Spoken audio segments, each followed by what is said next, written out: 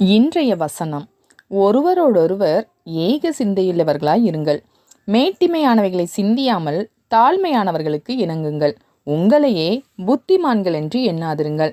ரோமர் 12:16. ஒரு குளத்தில் ஒரு ஆமையும் ஒரு மீனும் இருந்தது. ஆமை மெதுவாக தண்ணீரில் நீந்தும், அதே நேரத்தில் மீன் வேகமாக தண்ணீரில் நீந்தும்.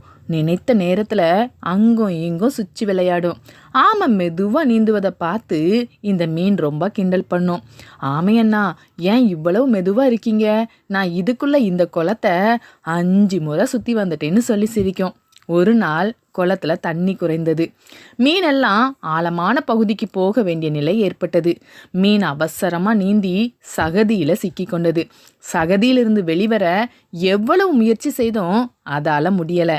ஆமை மெதுவாக வந்து சகதியில் சிக்கிய மீனை தூக்கி தன் முதுகில் வச்சுக்கிட்டு தண்ணீர் உள்ள இடத்துக்கு கொண்டு போனது.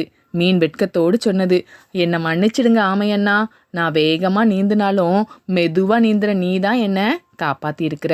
ஒருத்தரை விட இன்னொருத்தர் ஏதாவது ஒரு விதத்தில் உயர்ந்தவங்க தான்னு நான் இன்னைக்கு புரிஞ்சுக்கிட்டேன். இனி யாரையும் குறைச்சி எடை போட மாட்டேன்னு சொல்லிச்சு. நாமும் ஒருவரோடொருவர் ஏக சிந்தையுள்ளவர்களாக இருப்போம். எல்லார்கிட்டையும் ஒரு தனித்துவம் இருக்குன்னு நாமளும் புரிஞ்சுக்குவோம்.